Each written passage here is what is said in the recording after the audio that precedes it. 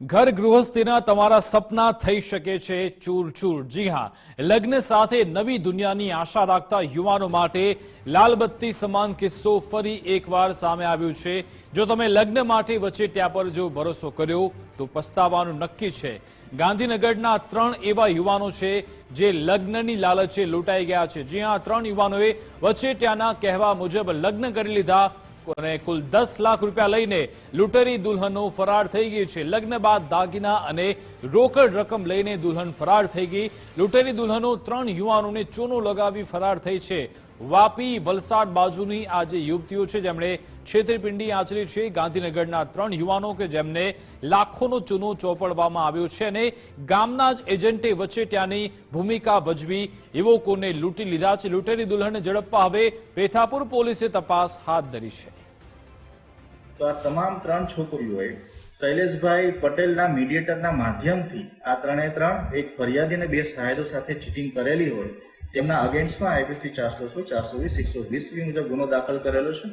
અને આપના મીડિયા કર્મીના માધ્યમથી આ મીડિયાના માધ્યમથી પણ હું જણાવવા માંગુ છું કે આ પ્રકારની છેતરપિંડી હાલમાં ચાલુ હોય, આ પ્રકારની લોભ લાલચથી જો કોઈ મીડિયેટર છોકરીને લગ્ન કરવાની લાલચથી આપનો સંપર્ક કરવામાં આવે તો તે બાબતે તકેદારી રાખવા પણ આપને એક રિક્વેસ્ટ છે।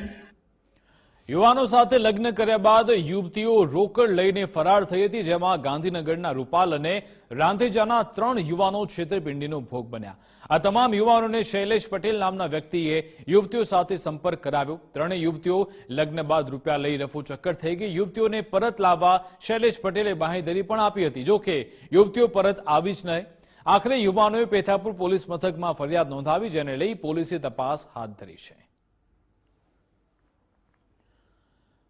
તો જે લૂંટેરી દુલ્હન છે તે આવા યુવાનોને ફસાવે છે। સવાલ તો પૂછાશે, જે લૂંટેરી દુલ્હન આખા જે નેટવર્ક ચાલી રહ્યું છે તેમાં આખરે કોણ કોણ સામેલ છે, કઈ રીતે આવા જે તત્વો છે બેફામ ચલાવે છે છેતરપિંડીનું નેટવર્ક, તેમને કેમ પોલીસનો કોઈ ખોફ નથી, વચેટિયાઓ એક સાથે આટલા બધા ગુના આચરે છે છતાં પણ તે કેમ આઝાદ ફરી રહ્યા છે? શું લૂંટેરી દુલ્હનને ખાયકીના ભાગરૂપે પોલીસની કાર્યવાહી નથી નડતી, તે પણ સૌથી મોટો સવાલ છે।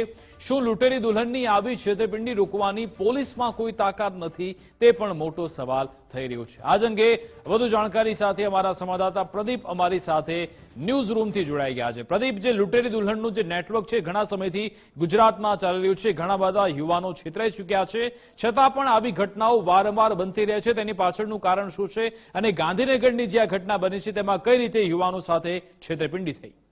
બિલકુલ વિકાસ, છેલ્લા કેટલાક સમયથી રાજ્યની અંદર આ પ્રકારે છેતરપિંડીની ઘટનાઓ જે છે તે દિવસે ને દિવસે વધી રહી છે। પહેલા તો આ છેતરપિંડીની ઘટનાની જ્યારે શરૂઆત થાય છે ત્યારે વચેટિયા કોઈ એક વ્યક્તિ હોય છે કે જે યુવકને કોઈ કન્યા ના મળતી હોય તો તેને કન્યાનો ફોટો બતાવવામાં આવે છે અને તેને કહેવામાં આવે છે કે આ કન્યા સાથે જો તારે લગ્ન કરવા હોય તો અમુક એક લગ્ન પહેલા એક રકમ નક્કી કરવામાં આવે છે કે આ રકમ જે છે તે લગ્ન કરવા માટે આપવાની હોય છે। એ રકમ આપ્યા બાદ જ્યારે યુવકના લગ્ન થાય છે અને યુવતી જ્યારે તેના ઘરે પહોંચે છે ત્યારે 1 મહિના સુધી, એટલે કે 15 દિવસથી લઈને 1 મહિના સુધી ઘરના તમામ જગ્યા ઉપર નજર રાખે છે કે ઘરની અંદર કઈ જગ્યા ઉપર કેટલા રૂપિયા પડ્યા છે, કેટલું ઘરેણું છે અને તમામ વસ્તુની જ્યારે તેને જાણ થાય છે, જાણ થતાની સાથે જ એ તમામ રૂપિયા અને દાગીના જે હોય છે તે લઈને ત્યાંથી ફરાર થઈ જાય છે। આખી સમગ્ર ઘટનાની અંદર જે વચેટીઓ જે વ્યક્તિ હોય છે તેને આ સમગ્ર મામલે જાણ હોય જ છે કે આ યુવતી જે છે તે આ પ્રકારના કારનામા જે છે તે લગ્ન બાદ કરવાની છે અને અમુક હિસ્સો કે જે રકમ આવતી હોય છે, જે લૂંટની અંદર જે રકમ અને દાગીના જે આવતા હોય છે તેનો અમુક હિસ્સો જે છે તે વચેટિયાને આપવામાં આવતો હોય છે કે વચેટિયાએ માત્ર એટલું જ કામ કરવાનું હોય છે કે પોતાના ગામ અથવા ગામની આસપાસ કોઈ વ્યક્તિ જે હોય છે, કોઈ યુવાન હોય છે કે જેને યુવતી લગ્ન માટે ના મળતી હોય તો તેને આ પ્રકારના યુવકો જે છે તે ગોતીને આપવાના હોય છે અને સામે એ યુવક જે છે તે નાણાં આપવા માટે તૈયાર પણ હોય। આ પ્રકારની ઘટનાઓ જે છે તે રાજ્યની અંદર દિવસે ને દિવસે વધી રહી છે। જ્યારે ગાંધીનગરની અંદર આ પેથાપુરની આ 3 ઘટનાઓ જ્યારે એક સામે આવી છે ત્યારે 3 ઘટનાઓની અંદર એક જ પ્રકારની આ જે આખી લિંક જે છે તે સામે આવી છે કે વચેટિયા દ્વારા તમામ યુવકને જે છે તે યુવતીઓ સાથે મુલાકાત કરાવે છે અને ત્યારબાદ આ ઘટના જે છે તે લૂંટની સામે આવે છે। મોટાભાગે વિકાસ જો વાત કરવામાં આવે તો વલસાડ અને વાપી તરફની યુવતીઓની સાથે સાથે મહારાષ્ટ્ર અને મધ્યપ્રદેશની યુવતીઓ જે છે તેમાં પણ આ પ્રકારની ઘટનાઓ જે છે તે ભૂતકાળની અંદર અમદાવાદ, વડોદરા અને સુરતની અંદર પણ સામે આવી છે। અમદાવાદ પોલીસ સાથે સાથે રાજ્યની પોલીસ દ્વારા જ્યારે આ પ્રકારની ઘટનાઓ સામે આવે છે વિકાસ, ત્યારે તેમને સાવચેતીના ભાગરૂપે એ કહેતા હોય છે કે આ પ્રકારની જ્યારે તમને કોઈ લોભ અને લાલચ આપવામાં આવે છે ત્યારે સૌથી પહેલા પોલીસ વિભાગનો જે છે તે સંપર્ક કરવાનો પ્રયત્ન કરો। પરંતુ યુવતીના લાલચે કોઈ પણ વ્યક્તિઓ જે છે તે અને પરિવાર જે છે તેમને છેલ્લા કેટલાક સમયથી પોતાના દીકરા માટે અથવા પોતાના ઘરના કોઈ વ્યક્તિ માટે યુવતી ના મળતી હોય લગ્નની માટે તેને લઈને આ પ્રકારે કોઈ પણ પોલીસ વિભાગને જાણ નથી કરતા અને જાણ કર્યા વગર જ લગ્ન કરે છે અને ત્યારબાદ આ પ્રકારના કારનામા આજમીને આ લૂંટેરી દુલ્હન જે છે તે ત્યાંથી ફરાર થઈ જાય છે. જી બિલકુલ આભાર પ્રદીપ, તમામ જાણકારી આપવા બદલ, અમારી સાથે જોડાવા બદલ.